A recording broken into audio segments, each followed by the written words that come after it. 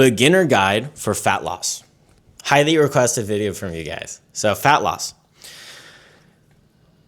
These are the top things I have seen mistake-wise. I've been in this space for over 10 years. I've been coaching for over 5 years. In the past year, I've had over 500 clients find success with their fat loss journey in some way, shape, or form. And these are the most common mistakes and the best tips I can give you. Number one, start tracking your calories and macros. And I know a lot of people say, start tracking your calories.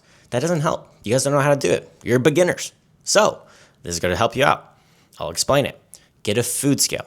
They're $10 to $20 on Amazon. Weigh your food in grams. Why grams? An ounce is 28 grams. So imagine the air if you're just going by grams, by ounces versus grams. There's a margin of error of 28 versus grams. Very precise. So when you're tracking your food, I would highly recommend Cronometer. I'm not affiliated with them in any way, shape, or form. The difference between MyFitnessPal and Cronometer, a lot of people don't realize this. MyFitnessPal is user-generated information. Cronometer is approved by a nutritionist, meaning it's accurate versus MyFitnessPal. If you look at chicken breast, you'll get over 100 options with all different calories and macros. Granted, the barcode scanner is incredible. It's free on Cronometer. You have to pay for it on MyFitnessPal. Don't get the Pro. I don't have the Pro. I have no affiliation with them. You can just get the tracker. Next up, when you have your food scale, I like to do this the reverse method. So if you say you have this as peanut butter, you put it on the scale, you zero it out, and then you take spoonfuls of peanut butter. So when you're tracking the food, it's very accurate. You don't have to worry about licking the spoon. You don't have to worry about these things. It's very precise. I always do the reverse method. For example, if I'm using cheese, I put the cheese on top of it. I cut it off and I put it in the whatever I'm cooking with or whatever. And with rice, I usually weigh it dry. Granted, if you're doing meal prep, that doesn't work. Weigh it cooked. Just make sure when you're tracking it, it says cooked versus raw when you're doing raw versus cooked. It doesn't matter the way you do it. It's a little more accurate if you do raw for any food item, really. Cooked versus raw, like chicken breast, beef, and all these things. Just make sure when you're doing it, it says cooked or it says raw, whatever form you're doing and which one you prefer and whatever fits your lifestyle. There's not that many benefits either or. So just pick the one you enjoy. So when you're tracking, you can't just eyeball because people, when they first start, how are you going to tell what 4 ounces of chicken breast looks like? How are you going to see what one serving looks like? You can't. It's impossible. I mean, it's an impossible task. You've never seen it before. So have to track for at least 60 days. That's my bare minimum. I make all my clients track for at least 60 days. You have to, truly. So when you're learning these things, you're going to start understanding the calories of these foods. You're going to start understanding the macros of these foods.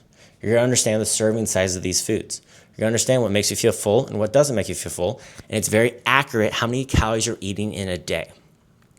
I actually recommend when you're tracking your food to just not go into deficit, just track what you normally eat. Don't go into deficit or anything. Just track what you're eating day to day. See that week. Divide it by 7. Well, add it all up and then divide it by 7 all that week. That will be your weekly average. So you are at that weight for a reason. Now lower your calories by 200 to 300. That's going to be a deficit for you. So during this time, try to eat 1 gram of protein or 0.7 grams of protein per pound you weigh of your goal weight.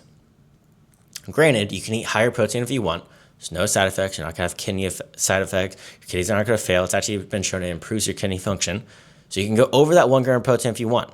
It will just make you feel more full. Just be wary. If you have a ton of protein, if you're getting around that 2 grams of protein per pound you weigh or your goal weight, you could get very gassy, get very bloated, and get those protein farts, and it could disrupt your gut health. So understand that. So next up, track your fiber. I see 10 out of 10 times, every person tracks their calories and their protein. They neglect their healthy fats, and they neglect fiber. These are very essential for health, long-term, and everything. Colon cancer is the #1 preventive cancer killing people under the age of 50, #2 for women. A highly preventative way to get rid of colon cancer or prevent colon cancer is calcium and fiber. So improve your gut health. It has been shown every 10 grams of fiber, it decreases all-cause mortality by 10%. It has been shown, male or female, you should have around 40 to 50 grams of fiber. And when I say this with a lot of caution and warning. Do not go from 0 grams of fiber to 40 grams of fiber because it has adverse effects. Because you're not used to drinking water. You have to drink water when you have fiber or else you get very backed up. You have to understand which fiber source I would have to make a whole deep dive video. You guys already seen Fix Your Gut Health, Fix Your Fat Loss. That video is really popular, which is great. Thanks for the support. So you have to understand the different fibers. I recommend every week or until you stop getting slightly bloated, because when you increase your fiber, you will get slightly bloated until you get used to it. It is worth it because it's going to make you feel more full, get toxins out of your body. So many improvements. Go by 5 grams of fiber every week or every time you start feeling normal again, having that fiber. That is very, very important for just longevity. Next up, your healthy fats. People neglect fats because every gram of protein has 4 grams of calories. Every gram of carb, 4 calories. Every gram of fat is 9 calories. So people hear this and they say, oh, I'm being a caloric deficit, so I'm going to neglect fats. Or eliminate fats because they're very calorically dense. Not what you want. If you're a male or female, you're going to go hypergonad. Hypogonad, meaning you're going to get a disruption of your hormones. Males will have lower testosterone. Women, you could lose your menstrual cycle. It is not healthy. You're disrupting your body. Your body has an essential lipid, meaning fat, and essential protein. You have to have these items to live. I recommend having 0.3 to 0.5 grams of fat per pound you weigh to regulate your hormones.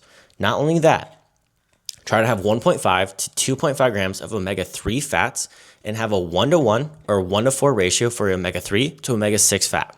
That is going to be very, very key for your inflammation, your hormones, your skin health, your heart health, your brain health, so many different things.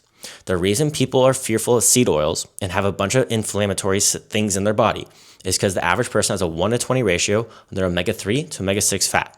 Seed oils have a lot of omega-6 fat. So you have to balance this out. Be very wary of this, and Cronometer allows you on the free platform to track this on all the foods you eat. Be very intentional with that. So now you're having your fiber, you're tracking your fats, you're tracking your protein, and you're in a caloric deficit. Next up, we're paying attention to our activity. And by the way, these are all 1 step at a time. We're not going all or nothing. We're not making a 180. Go step by step, long term. Start learning slowly. So you're implementing these things. Now start tracking your steps. I highly recommend getting a step tracker. It doesn't have to be an Apple Watch because I know those are really expensive. I have a Fitbit Inspire 3. No association with them. It's just the cheapest watch I could find that is very accurate for your step count. I just care about my heart rate and step count. I don't track anything else. Calories burned on these things, not accurate. It has been shown up to 60% of margin of error on these trackers for your calories. No reason to do it. It's just accurate for your steps.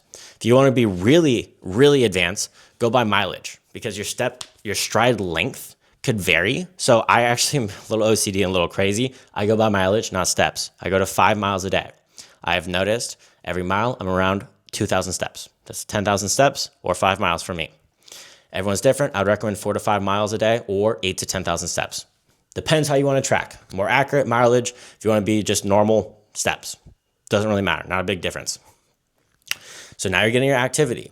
This is going to make you in a bigger caloric deficit, but it's going to improve so many health markers for you and help you live longer. You're getting your blood flow, inflammation, recovery better. You're going to sleep better. So many essential things. Incredible. Very, very important stuff. Now, another week later, another month later, whatever you feel comfortable that you can add to your inventory, adding to it. Going to the gym 3 times a week. That is it. Resistance train. Train with the weights. Don't just do cardio. This is going to be very nuanced, and I can't really shorten it down in one video or one episode. Just go resistance training. Try to look up form on YouTube. If not, work with a coach. You can apply down below if you want some help. I review your form every single day with my coaching. You can go on YouTube or go through social media. Granted, it's a wild, wild west out there. I'll be fully honest. I experienced it over 10 years ago. It was really hard to find good form. Everyone has different opinions about stuff, it seems. Just go and be consistent. Find the workout plan you enjoy. It can be just machines. I stick with machines. To this day, 10 plus years of training. You can stay on the machines, less injuries. It's going to be really good at isolating the muscle group you want to hit. Machines are incredible. I don't know why they're demonized. I think they're incredible. I'm a 210-pound male with 6-pack year-round. Trust me when I say this, machines are goated. They're incredible. So now you're doing these things. Now you can start adding just really fun items. You can start doing activity with your loved ones, your friends, your family. Start doing volleyball, doing bowling. There's activities that get you outside. And tracking your sleep. Try to get 7 to 9 hours of sleep. It has been shown. There's a really cool study we do every single year called daylight savings. Accidents increase, cancer increases, death increases, everything increases when they lose 1 hour of sleep. And it has been shown, a lot of people say, oh, I'll just catch up on the weekends. The weekends, I'll sleep all day. Well, there's a study on this. They allowed people to sleep an infinite amount on the weekends, as much as they possibly wanted. And they only regained 20% of their sleep. In that group, they gained weight, gained fat, and they had a ghrelin spike. Your sleep can regulate your leptin and ghrelin. Ghrelin is the hormone that makes you feel hungry. Leptin is what makes you feel full. So you had a decrease of leptin and an increase of ghrelin. It's a bad recipe for fat loss. So your sleep does all these things. It prevents cancers, prevents diseases. Your sleep is all. You need to pay attention to your sleep. I hate to say it, you have to prioritize it. Even the top people in the world, Elon Musk, are talking about how they need their sleep. People are understanding sleep is cool. Sleep is good. Sleep is incredible. Sleep will change your life. I can keep going on about sleep. Actually, let me know if you guys want a whole podcast about sleep. I love sleep. There's so many things you can do to improve your sleep, and the risk is just not worth it for not getting your sleep, truly. I suffered from insomnia, not diagnosed.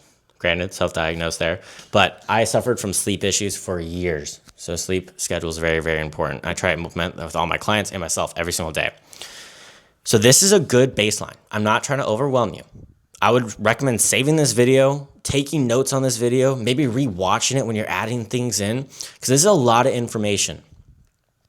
The last thing I'll add, your micronutrients, but it's just, we're going tip of the iceberg here. There's just so many levels of fitness.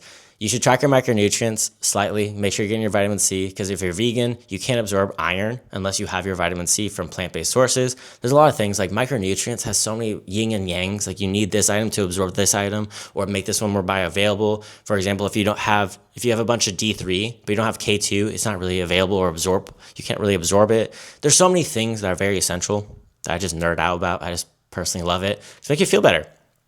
So try these things, and every time you plateau in your weight loss, just decrease the calories. Truly, it is that simple. Granted, there's things that make it easier. There's things that are more advanced, and I understand that, but we're just starting. This is for beginners. Please let me know if you like this video. Please like and subscribe. Comment down below videos you guys want. I saw someone comment this, so I made it for you guys. See ya.